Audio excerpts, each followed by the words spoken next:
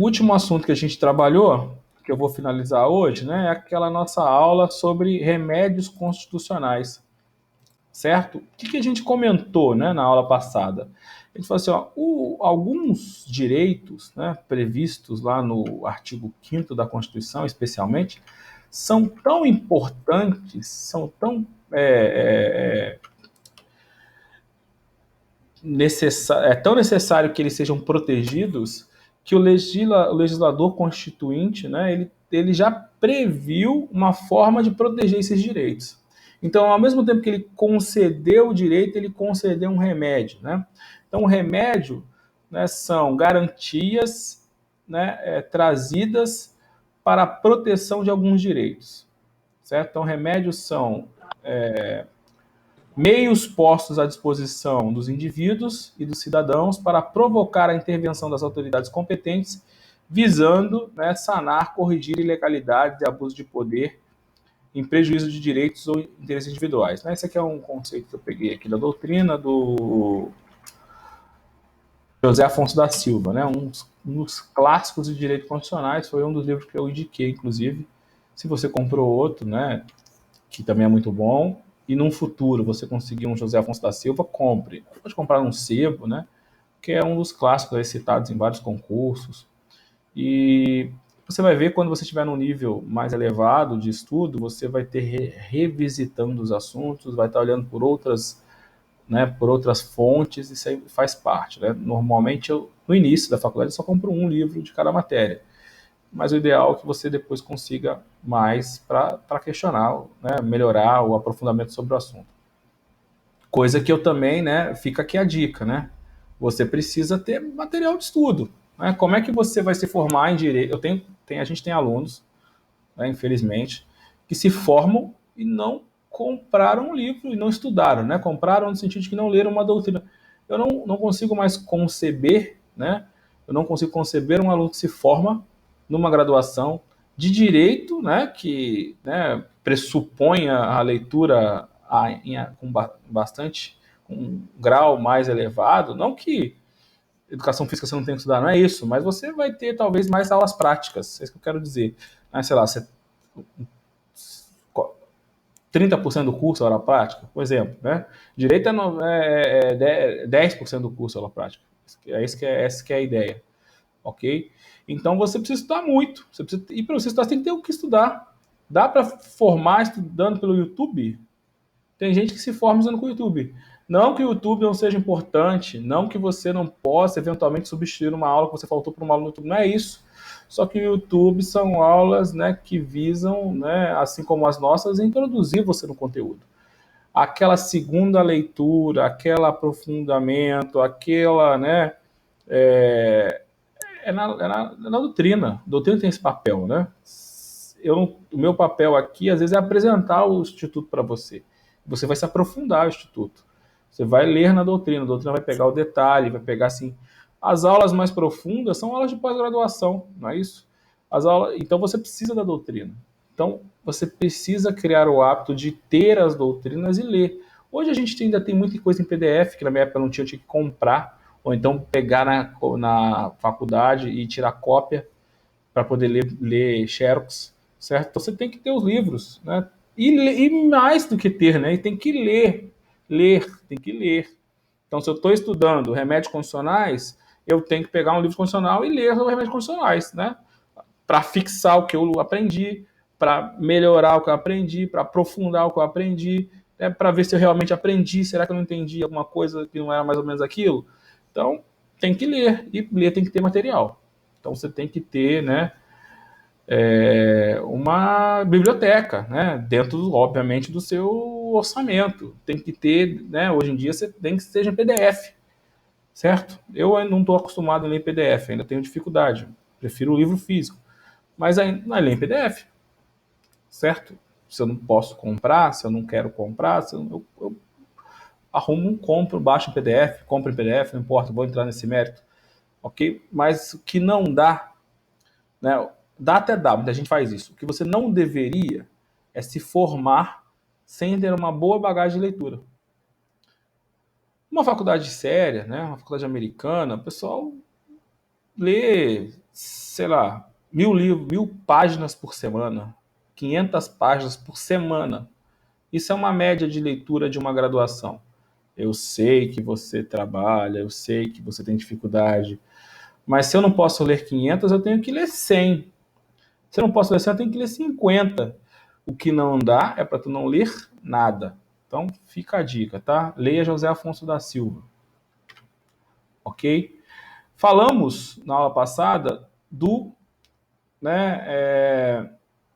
habeas corpus, correto? Falamos na aula passada do habeas corpus, né? E HC, mais conhecido aí como HC.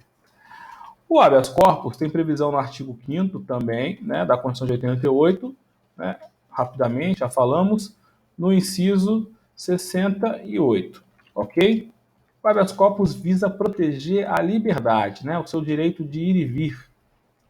Então, conceder-se a habeas corpus sempre que alguém sofrer ou achar ameaçado de sofrer violência, coação em sua liberdade de locomoção por ilegalidade ou abuso de poder, né? Na prática, quando você eventualmente for advogado, você vai ver que a gente não impetra habeas corpus para qualquer coisa. Se, por exemplo, houve uma prisão, primeiro eu peço o relaxamento dessa prisão. E aí, se o juiz negar o relaxamento, aí que eu entro com o HC.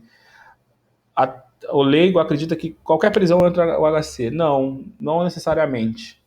Né? Obviamente que o professor de penal vai se aprofundar melhor, né, com você nesse assunto. Então, se o juiz, dentro de um processo, né, prendeu, então pode ser que eu não tenha que entrar com HC, eu tenho que pedir a revogação, né, ou, dependendo da hipótese, pode ser que cabe um recurso, né, tem os recursos penais aí que tem que ser estudados. Mas, em regra geral, né, eu posso, né, se não tiver uma situação específica, em razão, né, de uma situação que coloque a minha liberdade de locomoção, né, ameaçada, né, ameaçada ou efetivamente frustrada, né? Então eu posso ter um habeas corpus preventivo. Então eu acho que vou ser preso, então eu entro com o HC. Eu estou efetivamente preso, então entra-se com o HC. O HC ele tem uma grande característica interessante, que ele depende de advogado, né? Regra geral, para você atuar perante o judiciário, você precisa ser um técnico.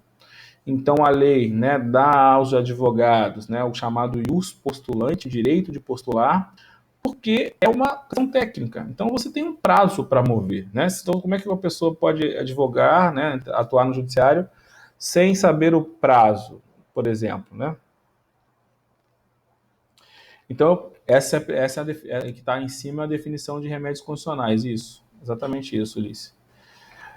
Então, eu tenho um prazo, né, para fazer as coisas, eu tenho um meio para fazer as coisas. Então, eu preciso ter estudado, eu preciso saber fazer, senão eu vou estar prejudicando o direito da parte. Isso foi muito debatido indiretamente quando eu discuto naquela ação, né, naquela decisão lá no acórdão sobre o exame de ordem, né? Eu acho que isso deve ter ficado bem claro para você, né, da importância da pessoa ser técnica. Mas algumas situações a lei, né, excepcionaliza isso. Ou seja, no caso do HC, por ser tão importante a liberdade, qualquer pessoa pode peticionar, mesmo não sendo o técnico, mesmo não sendo o advogado, né, mesmo não sendo a pessoa que tem o ius postulantes. Ius postulante. Nem, né, é uma exceção à regra geral que para atuar perante o judiciário você tem que ser um técnico habilitado, né? Advogado, membro do Ministério Público, né, o juiz, que conhece ali o procedimento. Existem outras exceções, assim como o HC. Por exemplo, você tem, né, as ações do Juizado Especial Cível, né? O JEC, Juizado Especial Cível, que antigamente era Juizado de Pequenas Causas, também prevê a dispensa do advogado ou a necessidade do ius postulante para as causas até 20 salários mínimos. Não sei se você sabia. Então, se você quiser mover uma ação, né, no juizado e até 20 salários mínimos, você não precisa contratar um advogado. Isso teve um sentido, né, quando foi criado, era fazer com que as pessoas pudessem alcançar o judiciário de forma mais barata e mais rápida, mas muita gente critica, né? Porque na prática isso não é tão simples assim, mas teoricamente é possível. Nas ações trabalhistas também, que é? Não entendi, Rafael. Nas ações trabalhistas também, né, é possível, né, teoricamente, você entrar com uma ação sem ter o advogado. Então, são exceções, assim como acontece, né, no HC, tá bom? O próximo remédio constitucional importantíssimo, né, que a gente não pode deixar de falar, é o MS, né?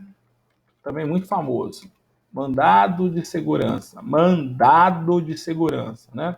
Lembra, mandado, alguém mandou ordem, ok? Uma ordem. Então você pede uma ordem para, né, você ficar seguro em um direito seu que foi violado. Então, o artigo 5º, né, prevê aí, vou colocar para você, a possibilidade de conceder-se, né, mandado de segurança para proteger direito líquido e certo, não amparado por habeas corpus e habeas data, quando o responsável pela ilegalidade ou abuso de poder for autoridade pública ou agente de pessoa jurídica no exercício de suas atribuições.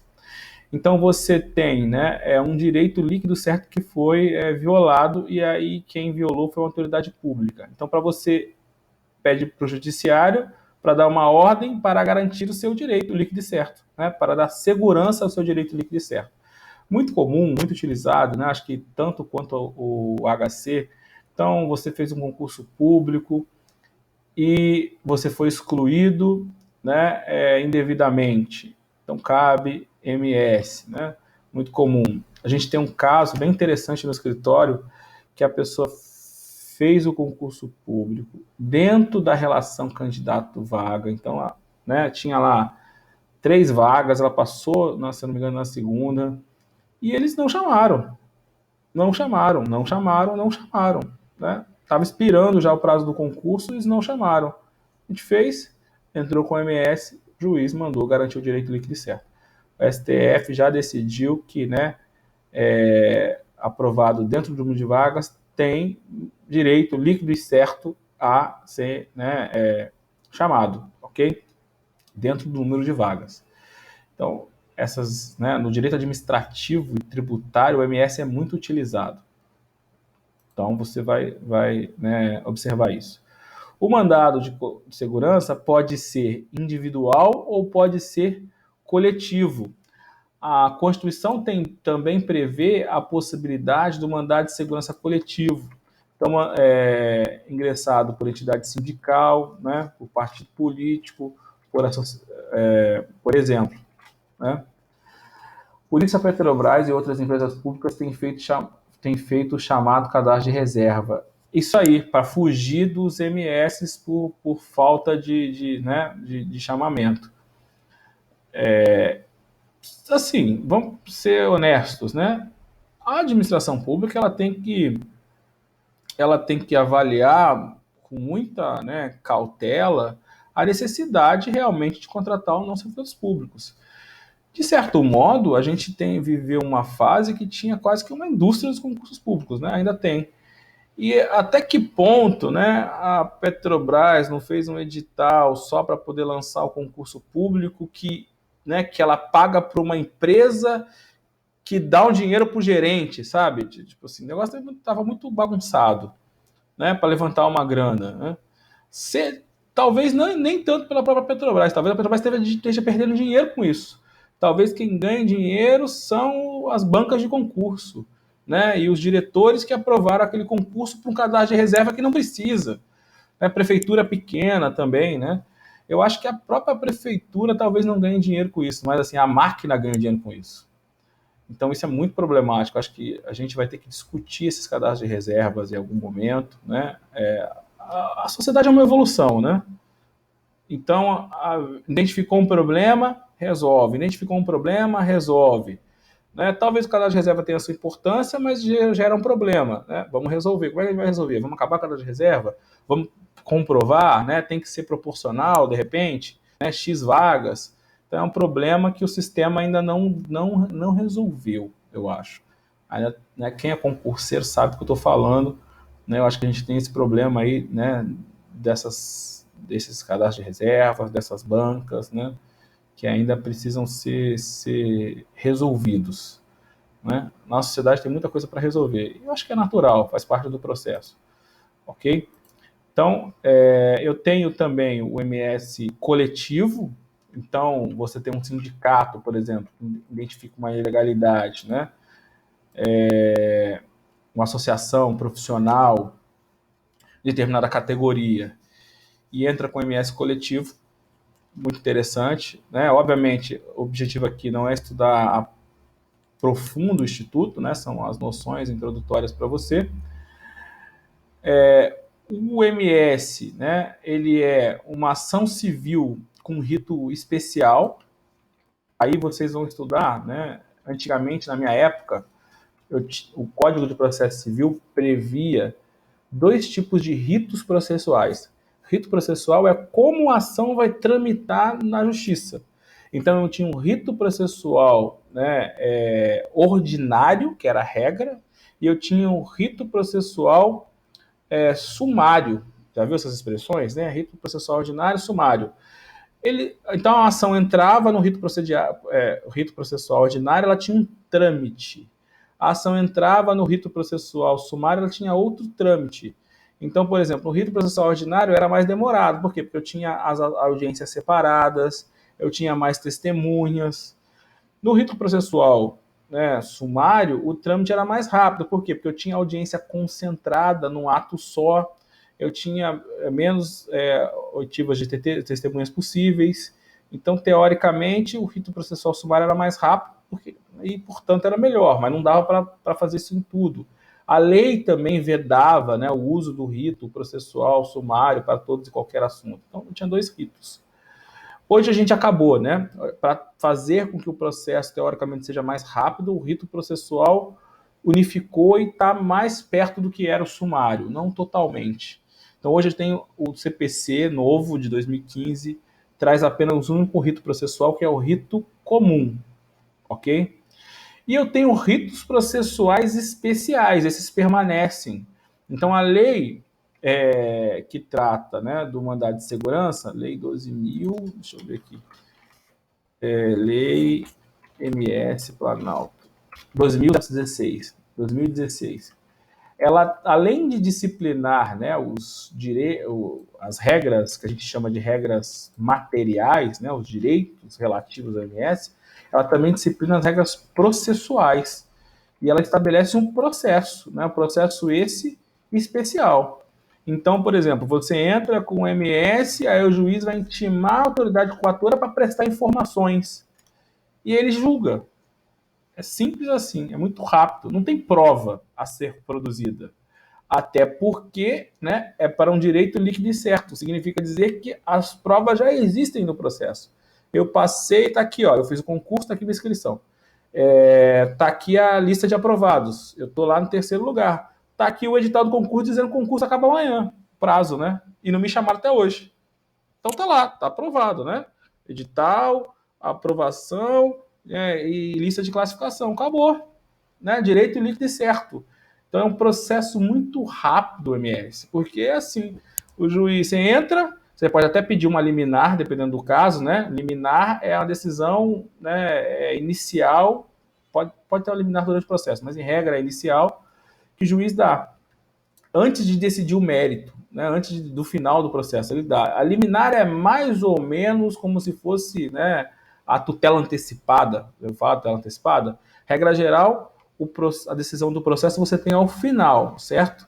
Então, ao final do processo, né, o judiciário te dá uma tutela, né, te dá o seu pedido, mas você pode pedir, eventualmente, num caso de risco, né, de dano irreparável, você pode pedir no início, essa tutela antecipada. No processo comum, a gente diz, né, que eu posso pedir uma tutela antecipada quando há risco, né, de lesão ao direito, tá? Se eu não conseguir agora, eu quero, por exemplo, obrigar o plano de saúde a internar. Se o juiz não mandar internar agora, no final do processo não adianta, a pessoa já morreu. Então eu preciso pedir uma tutela antecipada, certo? Eu preciso provar a fumaça do bom direito, já vou falar sobre isso, fumus boni iuris, ou seja, eu tenho que provar que pelo menos eu sou, né, como é que fala? Usuário, né, daquela operadora de saúde. Eu tenho que provar que eu estou com o boleto de pagamento em dia, por exemplo, né? Fumaça do bom direito. E eu tenho que provar o perigo em mora, o perigo na demora. Então eu tenho que juntar, por exemplo, né, uma declaração de um médico dizendo que se não for operado em 48 horas, eu vou morrer. Né?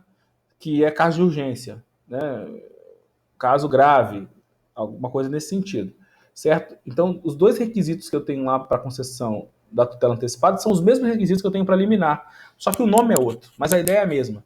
Então, se eu, né, não tiver aquele provimento judicial imediatamente, não adianta aguardar, né? Perigo na demora. O juiz pode, no MS, também dar a liminar. A liminar é equivalente à tutela antecipada, certo? Essa decisão inicial. Então, por exemplo, o MS que a gente entrou, né, ia demorar, por mais que o procedimento seja rápido, né, que é rápido, mas ainda ia ter sentença, da sentença ia ter recurso, né, e a gente pede o juiz, então, o juiz entender que está aprovado ali, né, o mínimo necessário, a fumaça do bom direito, ele deu uma liminar, até porque, qual o perigo da demora? O cara está desempregado, né, ele depende desse salário que ele se esforçou para passar para poder ter uma melhor condição de vida. E aí você consegue, eventualmente, né, que o juiz conceda uma liminar. A gente conseguiu nesse caso. É bem interessante. E aí você, né, faz com que o juiz antecipe uma decisão que ele ia dar ao final, certo? Depois o procedimento diz que ele vai intimar, né, a autoridade pública, que é a banca a jurisprudência entende que quem está fazendo o ato, né, pode ser a banca do concurso, conforme o caso, né, para que se manifeste e no final ele vai dar uma decisão, vai dar a sentença. Da sentença, assim como outra sentença, cabe recurso, aí tudo igual, tá? É bem interessante essa questão aí, tá? O que mais que eu tenho que falar aqui para vocês aqui importante? Autoridade coatora. O que é autoridade coatora? Né? Aquela pessoa, né, do poder público, né, ou alguém que delegue, às vezes também, né, porque quando você vai estudar em direito administrativo isso aqui um pouco melhor, né? Nem tudo que é público o próprio poder público faz. Por exemplo, a educação. Então eu posso, né, enquanto poder público, fornecer a educação diretamente em uma escola pública, ou eu posso delegar. É o caso das escolas privadas, né? Escolas, universidades privadas. Então, eles recebem uma delegação do serviço público. Então, eles fazem um serviço que, na essência, era para ser público, certo? Mas a lei permite também que o particular faça. E aí você tem um problema na faculdade ou na escola que não concedeu o seu histórico, sei lá, né? E aí você provando para o juiz que terminou a faculdade, junta lá as telas do sistema, estou pensando aqui um exemplo, né? E dizendo que está tudo certo, né? E você entra com a MS para obrigar o reitor daquela faculdade ou o diretor daquela escola, conforme o caso, a entregar, né, o seu histórico, né? Claro que tem uma lei que regulamenta isso, né? Tô bem, né? E tem as questões jurisprudenciais, mas estou dando só como exemplo aí para você, tá? Então, a autoridade pública é né, aquele que possui poderes de decisão, é aquele que possui poder né, de dar ou não dar aquele seu direito, certo? É essa que vai estar, né, no polo, né, passivo dessa ação, ok?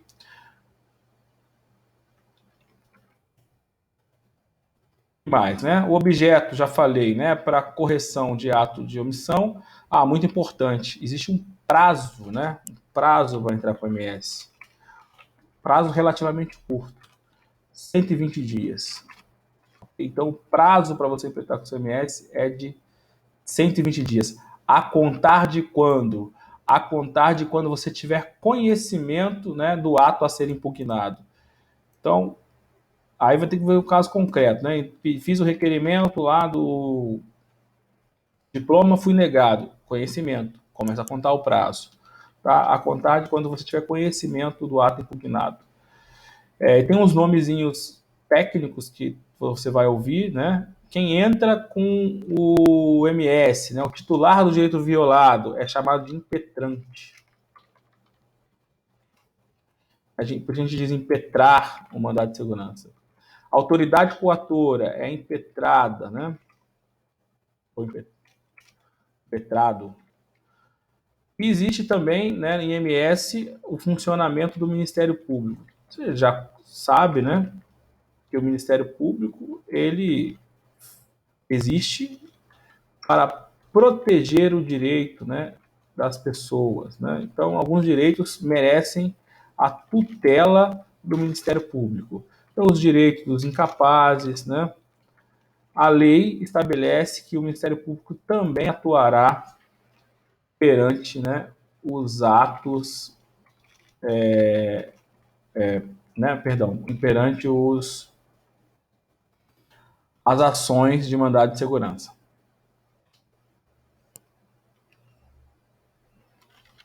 Então, por exemplo, artigo 9º da lei. A autoridade administrativa, no prazo de 48 horas da notificação da liminar, remeterão ao Ministério Público ou órgão que subordinem as ações. Então, tem várias menções, né, a respeito disso na própria lei, sobre o funcionamento do Ministério Público.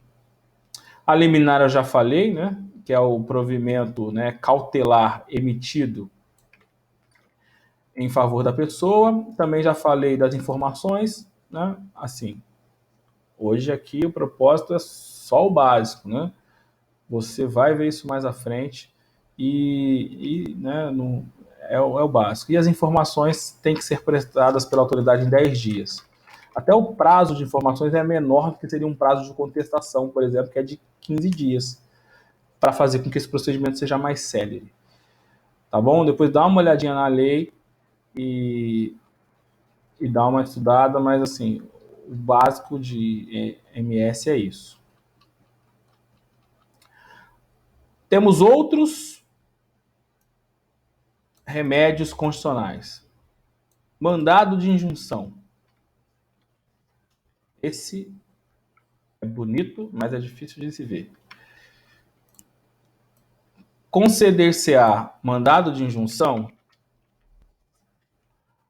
sempre que a falta de norma regulamentadora torne inviável o exercício dos direitos e liberdades constitucionais e das prerrogativas inerentes à nacionalidade, à soberania e à cidadania. O mandado de injunção é um instrumento interessante, né, entre outras coisas, porque ele é um instrumento novíssimo, surgiu com a Constituição de 88. A gente não tinha isso. Fato é que o legislador constituinte de 88 criou muitos direitos. E nem ele próprio regulou todos os direitos que ele criou. Um grande exemplo é o direito de greve dos servidores, né? Vocês fizeram trabalho sobre isso, não foi? E aí, como é que é isso? Eu dou um direito, mas eu não regulo.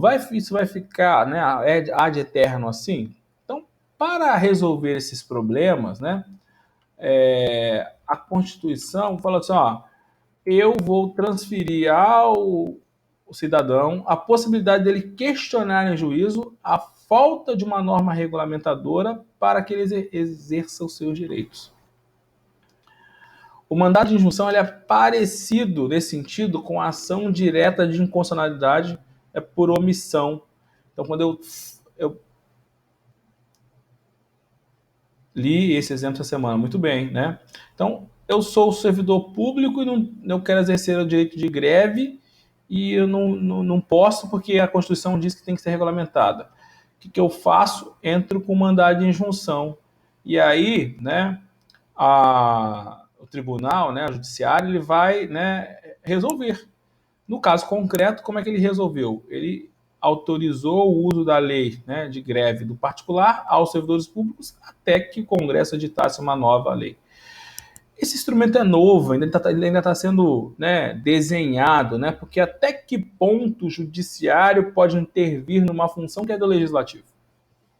Como é que ele vai fazer isso? Né? Ele vai dar o meu direito, né, vai permitir que eu exerça o meu direito, né, minha prerrogativa de nacionalidade, soberania, cidadania, sem interferir na liberdade, né, do poder legislativo. O legislativo ele foi inerte, né? muitas vezes quando ele não faz alguma coisa é porque ele não quer que aquilo aconteça, né? A inércia tem o seu papel também, concorda? Eu acho né, esse remédio convencional bem interessante. Ele é muito, né, ele permite que a gente reflita bastante sobre o papel dos poderes, né, o papel, né, do legislativo, até que ponto, né, esse MI tem que ser dado e até que ponto esse MI interfere ou não na liberdade do poder legislativo. Tá, eu concedo, mas e a igualdade, né? Porque o mandado de injunção é individual. Aí o colega vai ter que entrar também. Então, né, obviamente, não vamos esgotar isso daqui, é só para você ter uma noção do que é. O segundo, não legislar também é uma atividade legislativa, sim, concordo com você, é o que eu tentei dizer, né? Quando eu não legislo é porque eu não estou dando prioridade para aquele assunto. Eu acho que tem coisas mais importantes para fazer agora. Concorda? Aí vai a crítica, né, a esse mandado de injunção, ou é base, né, da crítica a esse mandado de injunção. Habeas data. Isso aqui é para informações, né? Para você conseguir informações. Conceder-se-á habeas data para assegurar o conhecimento de informações relativas à pessoa do impetrante, constantes em registros ou banco de dados de entidades governamentais ou de caráter público, para retificação de dados quando não se prefira fazê-lo por processo judicial ou sigiloso. Então você, né, quer saber, né, uma informação sua e você não conseguiu, né? Então quero saber quando eu nasci, não tive acesso à minha certidão. É um direito seu tirar uma segunda vez da certidão. Se por qualquer razão você não conseguiu, você socorre do judiciário e impetra o habeas data, né? De certa maneira né, uma forma de atender aí, né, o seu direito ao conhecimento, né? O habeas data, essa é uma ordem também, né? E visa tutelar a tranquilidade, né, das pessoas, né, para que elas possam atender aí esse direito de informação. É um meio constitucional posto à nossa disposição para assegurar conhecimento aos registros. O objetivo do habeas data, né, é esse, né, você ter acesso ou então retificar os dados. Sim, vou ser sincero com você, eu nunca fiz, né, a gente só estuda. Se alguém conhecer algum caso famoso de habeas data, aí me diga, né? Aí é importante a gente estar lendo várias doutrinas, né?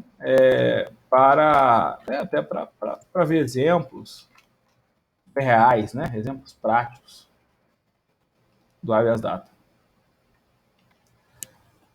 Aplicável aos desaparecidos no regime militar. Boa lembrança, Luciano. Até já tinha ouvido falar, mas agora eu não me lembrava.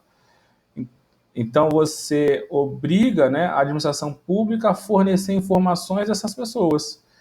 Aí tem uma discussão, salvo engano, né, sobre aqueles documentos que são sigilosos, né? Já ouviu falar sobre isso? Porque, peraí, eu tenho direito a ver, mas também tem uma lei que me diz que né, tal documento vai ficar sigiloso por 20 anos, por 10 anos. Mas sim, boa lembrança, né? Como para garantir o acesso da família às informações das pessoas desaparecidas. É o instrumento, né, que as pessoas usam. Muito obrigado aí. Tá vendo como é que a gente sempre aprende com vocês? Então, o Luciano trouxe um ótimo exemplo aí. O último, se eu não estou esquecendo de nenhum, o último acho que é o ação popular. Também ganhou uma grande relevância, né? Com essas ações populares para proibir o ingresso dos ministros, né? Os ministros aí. Ação popular. Igual teve aquela vez, acho que a primeira mais famosa foi a Brasil, né? Lembra da mulher que foi proibida de assumir o cargo de ministro do Trabalho? Foi uma ação popular. Qualquer cidadão, parte legítima, para propor ação popular que vise anular ato lesivo ao patrimônio público ou de entidade que o Estado participe, a moralidade administrativa, o meio ambiente, o patrimônio histórico e cultural, ficando o autor, sabe comprovar a má-fé, isento de custos e ônus de sucumbência, tá? Todo mundo sabe, né? Custas é o pagamento que você tem que fazer para entrar com o processo. O processo, ele, regra geral, ele não é gratuito, você paga para mover com o processo. Existem exceções, né? A não ser que você tenha gratuidade. No habeas corpus, perdão, no habeas nação popular, já fica aqui, salvo comprovada má-fé, garantida a gratuidade. E o ônus sucumbenciais. Ônus sucumbenciais é o que você tem que pagar se você perder uma ação. Então você vai me cobrar uma dívida e eu provo que eu já paguei, você perdeu. Então a justiça vai te condenar ao pagamento das custas. Se você já pagou, você não vai ter de volta. Se você ganhou, você vai ter o direito de reembolso. E se você perdeu, você vai pagar o ônus sucumbenciais. Sucumbenciais, a lei estabelece como ônus sucumbenciais pagamento de honorários advocatícios para a parte contrária. Isso é muito bom, né? O advogado gosta, né? Além de você, eventualmente, né, ter o direito aos honorários contratuais, você pode, né, receber também uma quantia, né, que a parte perdedora vai ter que pagar em razão da perda da ação, certo? Esse valor serve para, né, estimular o bom trabalho e serve para inibir a péssima ação. Então você tem que pensar bem se você realmente tem direito, porque se você fizer uma ação indevida, né, você vai perder, né, também o ônus sucumbenciais, você é condenado a pagar os ônus sucumbenciais. Minha advogada conseguiu isso nos meus processos. Sim, né? Agora até os processos trabalhistas estão, né, a partir da reforma, dando direito aos honorários sucumbenciais. Às vezes o cliente não entende, né, e eu até explico isso com muito cuidado, porque ele acha que a indenização é toda dele, né? Não, na verdade a indenização não é toda dele. Às vezes ele vai ganhar a indenização e a acrescida da indenização vai ser, né, vai caber o ônus sucumbenciais, que a lei destina ao advogado, certo? Uma forma de punir a parte contrária, porque entrou com uma ação que era indevida, muitas vezes, ou resistiu uma pretensão que era indevida, às vezes a ação é devida, certo? Mas se ela não tivesse cumprido a obrigação, teria ação, então resistiu. E favoreceu o advogado que fez um bom trabalho, tá? E muitas vezes a parte, né, acredita que é dela, e às vezes dá uns estressezinhos aí entre o advogado e a parte, porque ela quer incluir aquele valor com indenização. Isso é muito importante deixar isso bem claro para a parte do que explicar isso antes, depois, né? Sempre chora, acha que dinheiro é dele. Dinheiro, né? Dinheiro é uma coisa, né? Dinheiro é bom, é importante, mas tem que tomar muito cuidado, principalmente quando o dinheiro é dos outros. Então você tem que tomar muito cuidado para deixar sempre muito claro, né? Para que não haja dúvidas. O meu processo ainda tentou uma reconvenção contra mim. Então. E aí perdeu, né? E foi condenado aí provavelmente com ônus sucumbenciais. Parabéns aí para sua advogada, deve ter feito um bom trabalho, né? Tanto que você ganhou. Certo? E ela foi recompensada financeiramente, mais que justo, né? Ah, mas ela já não foi recompensada pelo contrato contratual? Foi, né? Mas ela, além do contratado, ela também pode ser recompensada com ônus sucumbenciais. Nem sempre os advogados conseguem receber, né? Porque quando há gratuidade, né, da parte que foi condenada, esses ônus ficam suspensos. Então você não recebe. Você é condenado, mas você não recebe. Certo? Para a gente finalizar aqui, né? Então a ação popular, ela é movida por um cidadão, então você tem que provar sua condição de cidadão, tem que juntar a carteirinha lá de eleição, né? Como é que chama? Tem que juntar o documento que você prova que você é cidadão. Eles exigem, né? O título eleitor, lembrado, né? O título eleitor, tem que juntar o título eleitor para provar sua condição.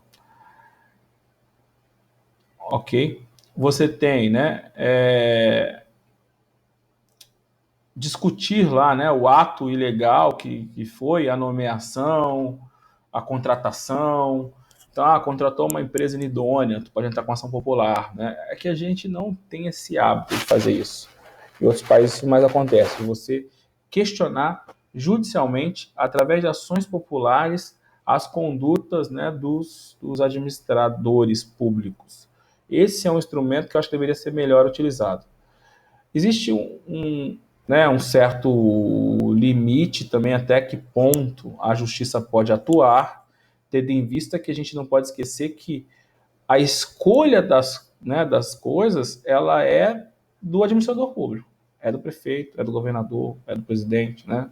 Ele que tem a legitimidade para poder escolher quem vai ser o ministro, quem vai ser o secretário, certo? Quando ele foi eleito, né, ele vai poder montar a sua equipe para montar seu governo, ponto. Então não é porque eu não gosto do ministro A, porque eu não gosto do ministro C, que eu vou poder impetrar. O problema é que às vezes tem requisitos, né? Então você exige que a pessoa tenha experiência na área. Às vezes a lei prevê e eles, né, passam por cima desse requisito. E aí você está ofendendo a moralidade pública, por exemplo. Não é só a lesão ao patrimônio público, Luciano. Tem outras hipóteses, né? Entidades, a moralidade administrativa, né? Então, se eu não estou cumprindo a lei, eu estou ofendendo a moralidade administrativa, né? Ao meio ambiente. Então, né, dependendo, existe lesão ao patrimônio público, né? O patrimônio público, sim, também. Quando tem um contrato superfaturado, por exemplo, você descobre, vai lá e, através da ação popular, pede a suspensão desse contrato. Certo? Então, existe a lesão, né, direta ao patrimônio, existe a moralidade pública também. Ok? A finalidade dessa ação pode ser preventiva, então você pode entrar com uma ação antes de que aconteça, e pode ser repressiva, né? Entrar depois e pedir a reparação do dano. Tá? Isso é possível. Já expliquei, né, que tem aí a questão das isenções das custas, né, já foi falado. E é isso, meu povo. Né? Assim, o que estava no programa conseguimos concluir com sucesso. Eu realmente espero que eu tenha estimulado a você se aprofundar em todos esses assuntos, né, e os domine. Obviamente, como muito bem lembrado o Michael no início da aula, existe um momento de cada um, né, o processo de maturação, então não é porque eu vi remédios funcionais pela primeira vez que eu hoje me tornei um expert, ainda que a gente tivesse dado uma aula na profundidade, né, você não estaria, né, apto a isso, né, então, já sei o que é remédio funcional, já sei quais são, tinha uma noção.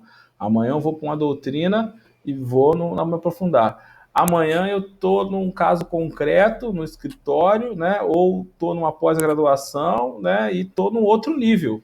A coisa é um progresso, né? Não esqueça isso. Ok? Realmente, de coração, espero que você tenha gostado das aulas. Realmente, de coração, espero que sejam estimulantes para você continuar na sua jornada. E realmente, de coração, para, né, repetir novamente, estou à disposição, tá? Como eu disse, a gente ganha muitos amigos na faculdade, né? Um dos meus sócios foi meu aluno, muitos alunos são amigos aí, né? Encontram no fórum, falam com a gente, independente de a gente se encontrar ou não, né? Novamente aí em outras cadeiras, né? Durante o curso, vocês ainda estão no terceiro período, vai ter quarto, quinto, sexto, talvez sejam meu aluno novamente. E se eu não for, né? Desejo um excelente curso, que vocês aprendam bastante, melhorem a sua vida, melhorem a sua condição.